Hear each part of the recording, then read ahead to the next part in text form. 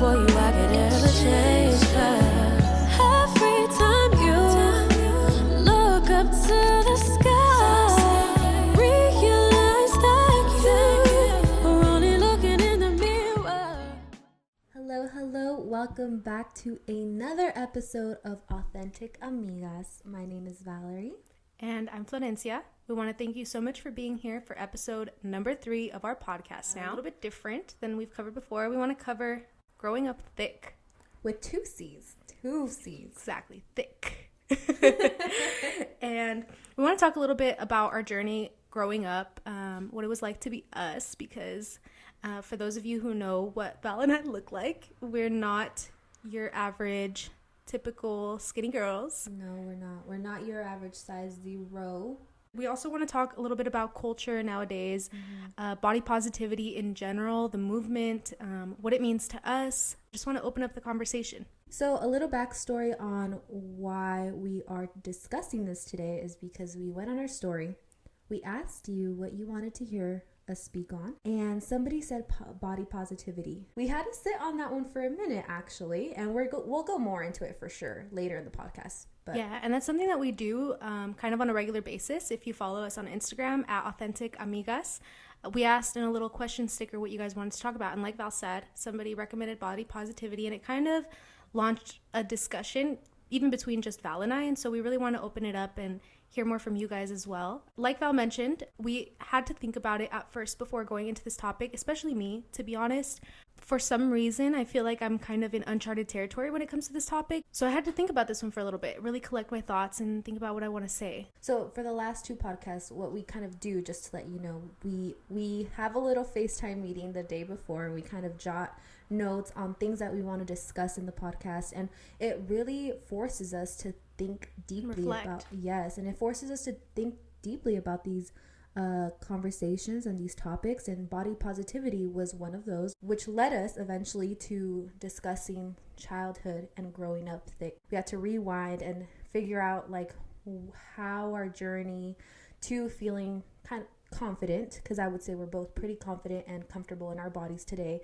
So we kind of had to backtrack, and we're going to be discussing a little bit about how it was for us as children, being two little thick brown girls. And I think, Flo, do you want to share a little bit about your story? Yeah, so like you said, I think that we need to take it back to where it all begins, and I think for a lot of us that's in our home. So growing up, I was never like super skinny, but I was never super big. I've always kind of been like in an in-between size. In my house, diet culture was like always a thing. There was always somebody talking about wanting to lose weight. They wish that they could just drop a few pounds, or they're so unhappy with the weight that they've gained. Somebody's always on a diet in my house, it seemed like. And, you know, funny enough, you think that like I would have internalized this and taken it super to heart and hating myself, but I feel like it actually had like a weirdly opposite effect for me, where I tuned it out at an early age, but I feel like it's something that we still carry like deep within. Definitely, I was always aware growing up of like my size. As humans, we always just compare ourselves, and I knew that I wasn't like, you know, the same size and shape as other girls my age. I always knew that I was a little bit bigger, but it was never like a conversation that I had with myself. I think that for me, the like shame is like on such a deep level that like I hardly acknowledged it. Growing up, I think it's kind of a similar thing to where like it's a weird thing. It's a weird thing because I feel like I've always been okay with myself, but at the same time, it's just that for me, the insecurity has always been on a super deep level. It was never something where like it was like a conversation with myself where I was like, oh my gosh, you're so fat, but I always knew that I was fat. And like I said, diet culture was always a thing at my house. It's something that I grew up around, and it was just very normal to me. And I didn't realize that was like not healthy until I like went outside of my house and went out into the world and heard people, you know, talking about body dysmorphia and dieting and how negative self-talk can really have an influence on us and influence the way that we see ourselves. It wasn't until I went out into the world and heard like positive self-talk talk about dieting and food in a different light that I realized that like that wasn't necessarily the healthiest thing for me growing up. But yeah, you know, dieting culture and body hate, like self-hate, has always been a thing in my house growing up. It's just something that I heard all the time. Okay. For me, I mean, my family didn't have too much influence on, well, you know what? Let me backtrack a little bit myself. I've never been a thin girl, ever. I don't know what thin is on my body. I've never been that. I've never been a size small in my life. So I've always been chubby.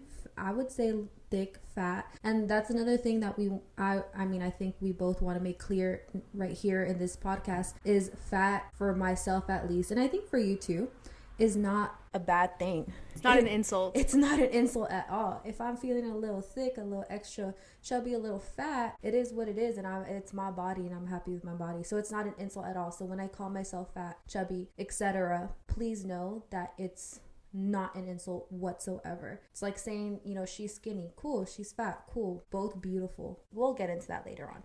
So I've always been a little chubbier, and growing up in a primarily white dominated environment as far as school goes, it was always me sticking out as the brown chubby girl because I was in the middle of mostly thin white girls, white thin blonde girls, blue eyes, and you know me, brown, thick, black hair, dark eyes. So I definitely always stood out. I guess from my home, I got nothing but positivity and like love for my body because I was never judged on my body from home in my everyday home. So I'm talking about like my mom, my dad, my brother, right?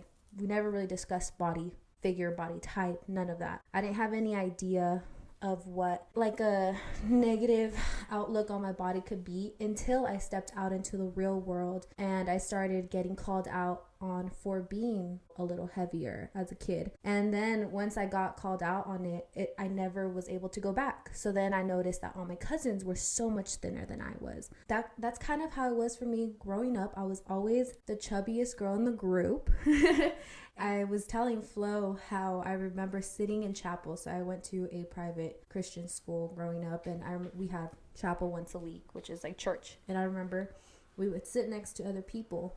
I had very juicy thighs. So I would squeeze my thighs super tight when I would sit down because I wanted my thighs to not look as big as they were in comparison to the people that I was sitting next to, so that, I don't know, they wouldn't make fun of me, or I don't even know if they would have made fun of me. But in my, myself, I was just so self-conscious about all those things that I would squeeze my thighs so tight so they could appear smaller. And that's kind of how it was for me growing up, was always knowing that I was bigger, but trying to figure out how I can be smaller.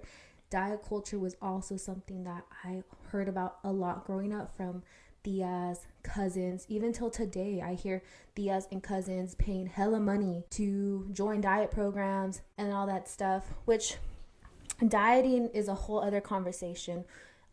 Just like anything, I believe you can either do it right. Anything can be right or wrong depending on how you go about it. Diet is one of those things. But again, that's another conversation. But for now, I guess that's a little bit of how it was for me growing up. I think it's good that you bring up like the dieting point. Like I said, even though it was always like a part of the conversation in my house, I didn't start to like apply it to me until going outwards, right? Like going outside the home, where, like you said, you compare yourself. It's natural growing up.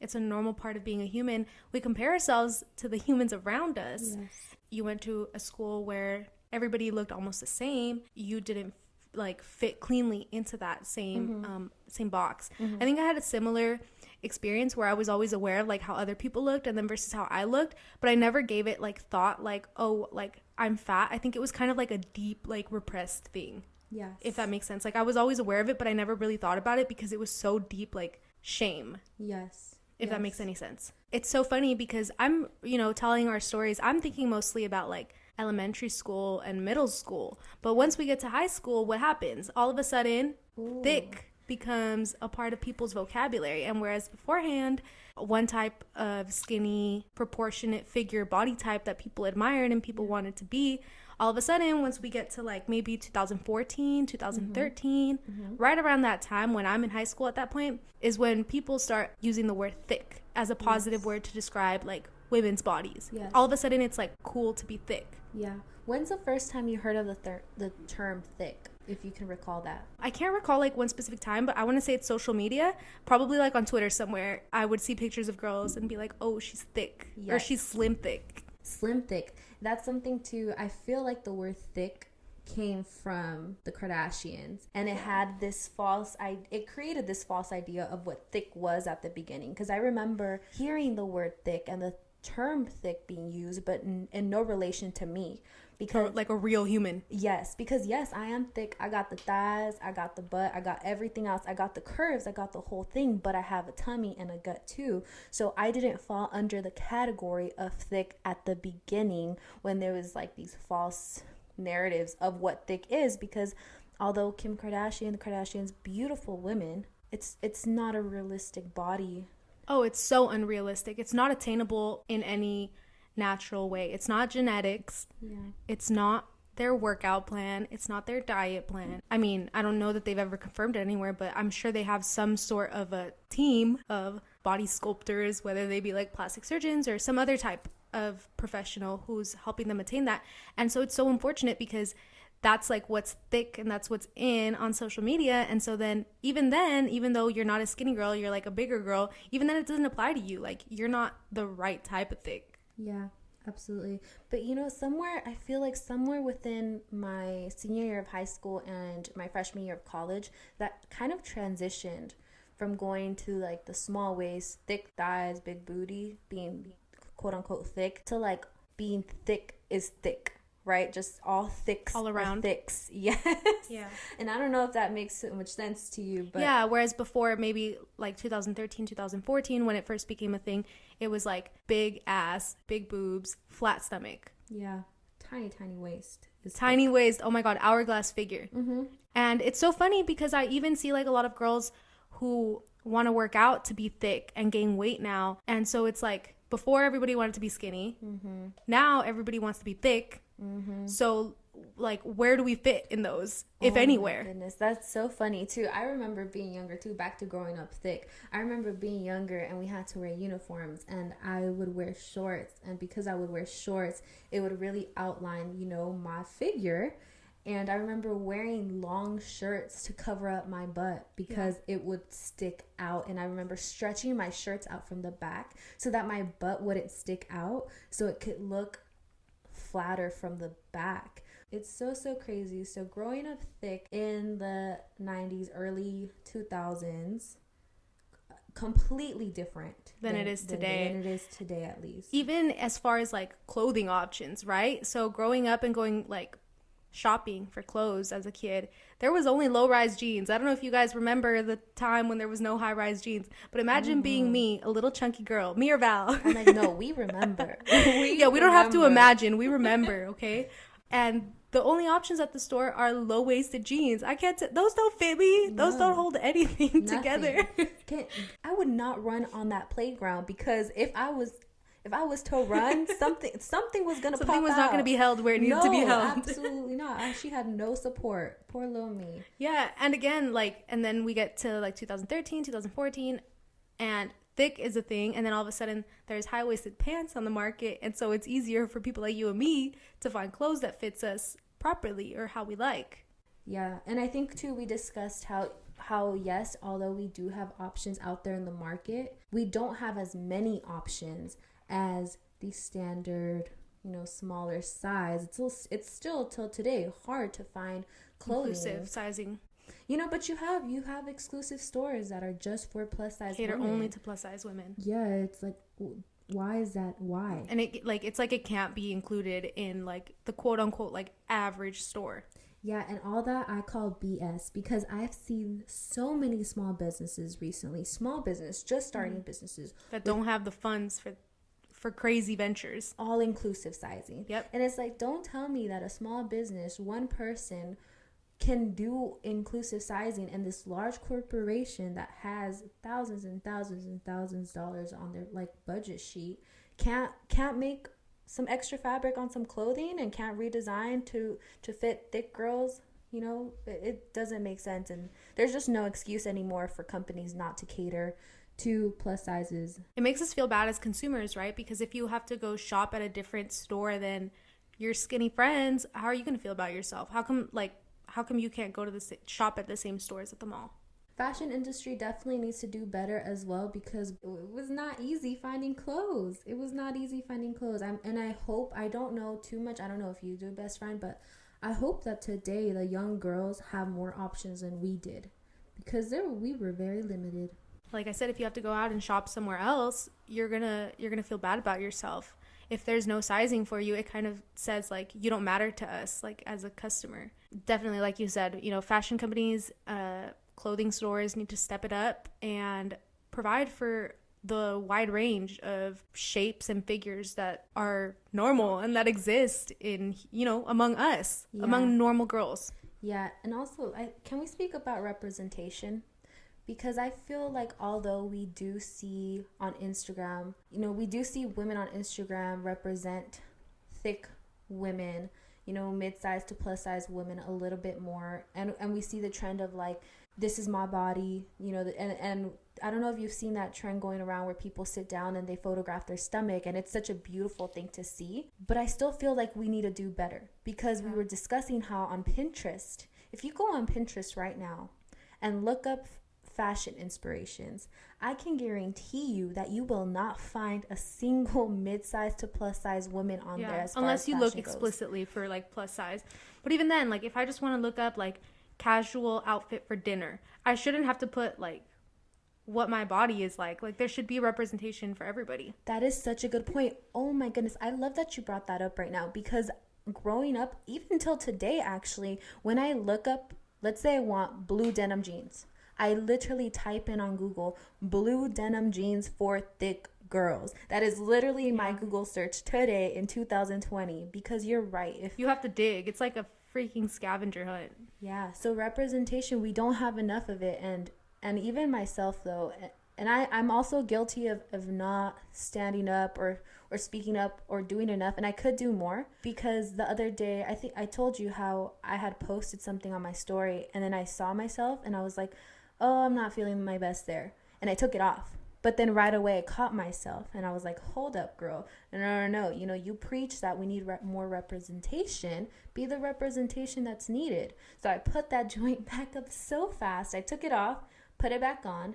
Seeing other people be their normal, authentic, real selves and being in their bodies gives us the courage to be the same way, to live freely. Imagine how exhausting it is to always be aware of like, how is my clothes fitting me? Do I look a certain way? If I'm laying my arm down against me, does it look fat? It's like, it's so exhausting. And so, we collectively have to take charge of that and put out a different message and just be ourselves. And it's so hard. Like you said, I could do more. We could all do more. We could all do more. And it's such a thing that like on such a subconscious level, I'll be looking at outfit pictures, I'll be scrolling through Instagram, I'll be scrolling through Pinterest, I'll be scrolling anywhere.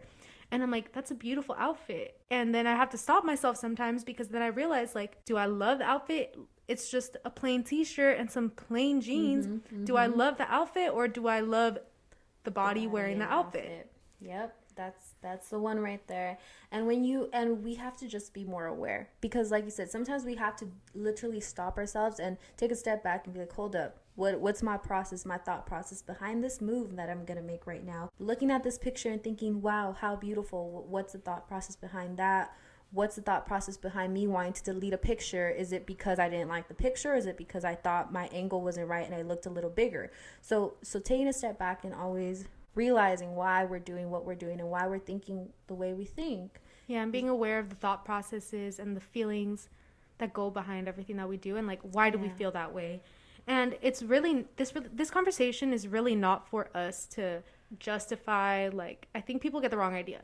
People really get the wrong idea, and they want to hear conversations like this where we're like, be yourself, girl, let that tummy hang, like, it's not a big deal. And they want to come on here and be like, don't justify people who are unhealthy. Like, some people need to lose weight. Nobody's justifying that. And skinny doesn't mean healthy, ever, anywhere. Skinny doesn't mean healthy. Fat doesn't mean unhealthy. Size does not determine your health, and that is not coming from Authentic Amigas. Those are facts. Those are proven facts. You can be a bigger size and be healthier than a smaller size, and vice versa. Size does not mean healthier. Size does also not mean more beautiful. Numbers do not mean beautiful. The weight on the scale does not mean beautiful. Those are completely two different things. Health, size, beauty, numbers, completely two different things. It's like pickles and oranges. Two different things. You cannot put those two together in the same category, honey. Like they don't belong in the same conversation, and that's something that we also need to remove from each other. Because oftentimes, again, I'm guilty of this myself in the past, where people see themselves and they look a little bigger and they instantly hate the picture because they're like, oh my goodness, I look fat here. I can't post this. And it's like, why? You look beautiful. You look gorgeous. The background is everything. The lighting is just right. Your skin is glowing, but you don't believe you're beautiful because you look bigger. And that should not go together. Those two should not connect, and unfortunately they do. And it goes back to taking a step back, redirecting, realizing why your thought process is the way it is, why you feel that way, and stopping it, I think. Yeah, and I think we need to make each other feel safe to be ourselves. Like I said earlier, like seeing other people live in their body confidently, authentically, with nothing to hide, makes me feel safe to do the same. Yeah. And so we need to make each other feel safe to be ourselves, to keep it real, and to be honest about what we look like, and it's hard. It's really, really hard. And this doesn't mean that you have to like force yourself to do certain things. If you're not comfortable, like do what you're comfortable with. Can I ask you something real quick? Would you say you are a confident woman? I would say in general, yes. I mean, I have my moments like everybody else, but in general. Do you feel confident in your skin and your body? For the most part? For the most part, yeah. Okay. I think for the most part. When did that happen? Because we've been speaking on growing up thick, right? And how it was for us back then and our journey. When do you feel that started happening where you said you've always kind of, like put that deep down where it's like, I hear all this negative talk about my bodies and all this, but I'm not going to pay attention to it. I'm me. I am who I am. What led you on I don't know, what makes you feel confident? Why do you feel like you are confident in who you are today and in your body? That's kind of a tough question because I feel like confidence is it's like a job. It's like a mindset. It's so many things. So it's not like I had like one moment where I have felt confident for the first time and it was a revelation and the clouds parted in the sky and I was confident for the rest of my life. It's like literally it's a job. Yes. So you have to wake up every day. And we talked in a couple episodes ago, we talked about tools, right? Yes. So I feel like with confidence, this is a big one where like you need to find the tools.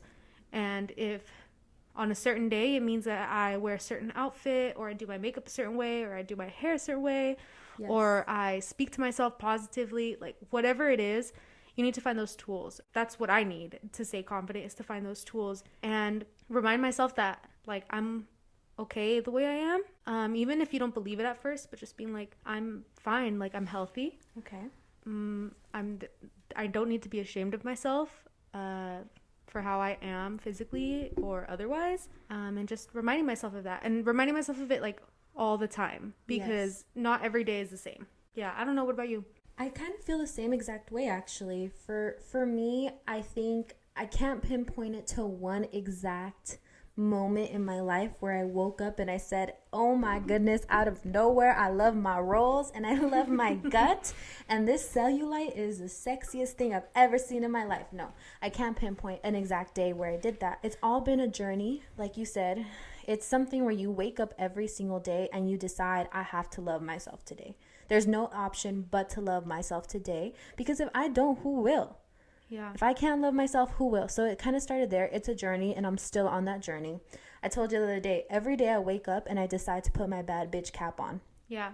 Every day, I brush my teeth, I tie my shoes, and I put my bad bitch cap on. And that's kind of how I move with myself in my life. So with myself and my body, I'm at a point where I can be 300 pounds or I can be 120 pounds. And regardless of where I'm at with that number, I'm going to love my body no matter what, because no one or nothing else gets me through the day other than my own body. So the least I can do, the very least I can do as a thank you to my body is love on it, because the world will hate on it regardless of the number. Yeah. So I have It's to like make never sure, enough. yes, so I have to make sure I love on myself and my body, because no one else will. So that's what it is for me. It's a journey, and every single day I have to remind myself to love on myself, to care for myself, stay healthy. You know, we're both, for the most part, plant-based. Best friend is plant-based. I am probably 85% plant-based. So again, size does not determine health. Not in the slightest. No. So yeah, it's a journey for me, but I'm on it every single day, and we just get better. Some days are not the best though, but you still put on that cap and you work with what you got. Yeah, I think one piece of advice that honestly really changed my life, I remind myself of it in so many situations in life, is hearing yourself and hearing how you talk to yourself and hearing the advice that you give yourself, and then asking yourself, would I give this same conversation, would I give this same advice to a really good friend who I love? And I feel like a lot of the times we're so mean to ourselves, let ourselves get walked all over, we let ourselves speak badly about our own selves, and then we don't give it any mind, we don't give it any attention, because it's just us talking to us. But when you think about what you're saying to yourself and imagine that you were saying that to another friend, would you ever say that? Probably not. So we need to honor ourselves and love ourselves, hold ourselves to the same standard that we would hold any other friend. Yeah. If I hear myself beating myself up, being like, you look bad here, you need to lose weight, you need to go to the gym, I would never say that to a good friend. So why would I say that to myself? I need to be a friend to myself. Hearing you say that actually reminded me of a situation which you know about, because I feel like I called you right when this happened. So there is, I guess, a pinpoint circumstance in my life that kind of made me switch. I didn't even realize it till right now. But one day I went to H&M, just shopping for clothes, and I was going through this phase. All I wanted was to get my boobs done and to have surgery. Nothing bad, by the way. Nothing wrong with enhancements and all that. We are pro loving yourself. That's what we are, is pro loving yourself. But I was just obsessed with the idea of getting work done on my body. And that's all I would talk about. Every single time I would take a picture, I would look at it and say, oh my goodness, I can't wait till A is done, or I can't wait till I get this done, or I can't wait till I get Z done. Every single time, I could never look at a picture of myself and say, wow, I look beautiful, without saying, I want to get this work done, and then I'll look more beautiful. So one time I went to a fitting room and I was trying on clothes, and there were maybe 3 or 4 little girls in there. They were probably around the age of 12 to 14. And I was in one, and they were out. They were all just kind of hanging around. Super young girls. And I'm probably 21, 22 at this point in my life. And I remember hearing them, listening to them speak on themselves. Mind you, super young girls. And one of them started saying to the other, this dress would look so good on me if my butt was bigger. And then the other one, oh no, this dress would look even better on me if my boobs were done. And just bashing their bodies. And the other one started talking about dieting. This little girl is 14. I'm like, your diet? Why are you, diet and at 14, those two should not belong together. And I was just listening to them speak on themselves like that. And then I realized that they speak like this because they hear people like me speak like this, because they go on Instagram and they hear their favorite influencers speak on themselves like this. And so it was kind of a switch for me. The thing that I love the most in the world is people, especially young women, as I feel like they're, our future. They are our future. So it's up to us, to install good values and principles into young women. And so hearing them speak like this on themselves broke my heart, shattered my heart. And that right there was a flip of all right, if I want to make a difference in my community, within my circle, I need to start with myself. How am I supposed to make a difference if I can't even make it within me. So that was a switch for me right there. I completely relate in like a similar way, because like I've mentioned in previous episodes, I'm an older sister, so I would never want to hear that from them, you know, and I would never want them to look at themselves that way. Yeah. So I guess the point in this little episode, this little conversation, is just don't comment on people's appearance, period. Don't speak negatively about yourself. And if you see somebody else who has lost weight, I know you mean well, and a lot of people mean well, but they see other people who have lost weight, and right away, whether it's a celebrity or somebody you know in real life, right away they're like, oh my God, so-and-so has lost so much weight, like they look so great. Why do we feel like we have that liberty to speak on other people like that? Unless somebody comes to you and they confide in you and they're like, hey, I've been working really hard on exercising consistently and feeding myself the right things for my body, and I've shed 20 pounds so far. Unless they come to you and tell you directly, I'm proud of myself for losing weight, don't comment on their weight loss. Yeah. And you know what too? I think again, society programs us to do things that we don't even realize. So please take a step back and think about why you think the way that you think. Because the other day, I was watching a YouTube video, but there's this girl who she's been on Weight Watchers, right? And she's been talking about it. So I mentally know that she's been losing weight because she's said it before in her videos. But I saw her, she was doing a makeup tutorial, nothing about her weight, nothing about her body, a makeup tutorial. And I looked at her and I was like, oh wow, she looks really good. And then I had to stop myself because I'm like, why did I just say she looks really good? She looked really good 2 months ago too. She looks really good right now, but she looked really good back then.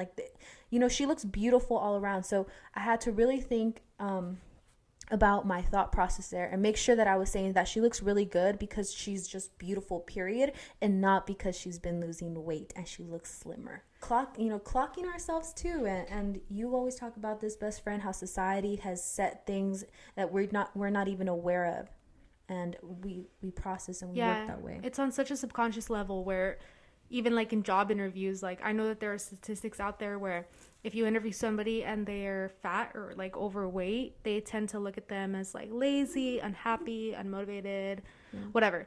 And then if you see somebody who's like fit, they look like they're like disciplined, like they got it all together, they appear more confident.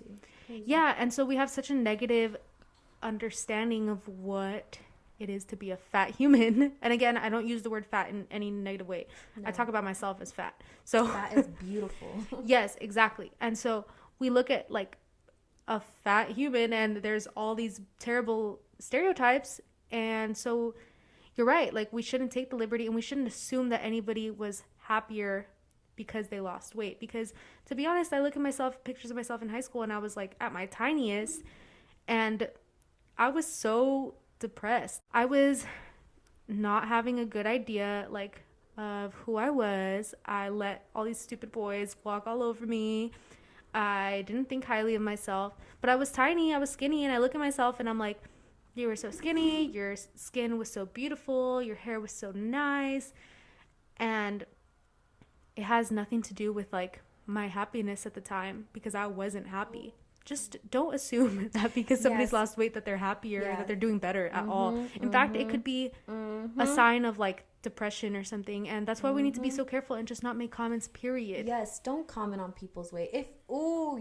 That's one of my pet peeves. I feel really passionate about this subject. I don't know if you've noticed. If you hear my mic is working great, it's because I am speaking loud because I am very, very passionate about this topic and this subject. If you see somebody post a picture and they look different, whether they got bigger or smaller, doesn't matter. Do not comment on it. Nobody asked for your opinion unless they literally in the post, like best friend give said. Give you permission. Stay in your lane. Stay in your lane. Stay far in your lane and just sit back. And support people, and that's it. Period. You don't know like what they're going through, and you don't need to make somebody's day worse by letting them know how they look. Everybody knows how they look. Yes, we know how we look. We don't need you to tell us how we look because we know. Yeah, so. That was my Disney princess voice. That was beautiful. Thanks, best friend. Growing up thick. It's been a journey. Would you say the same? it's still a journey to this day. Yeah, we're on a journey for sure. Being an adult and being thick for life. I will never be thin. I've accepted I'm this way forever. This is what I am, so I gotta love myself. Yeah. So in conclusion, our message for today is to love yourselves, love on your body. Your body is beautiful. Size does not equal beauty. The number on the scale does not equal beautiful. You are enough right now. You are beautiful today. Take those pictures, post those pictures, love on those pictures. Thank your body for getting you through a pandemic. Oh my goodness, our body is getting us through a global pandemic right now. That is good enough. Our body deserves to be put on a pedestal, period. So please be kind to it.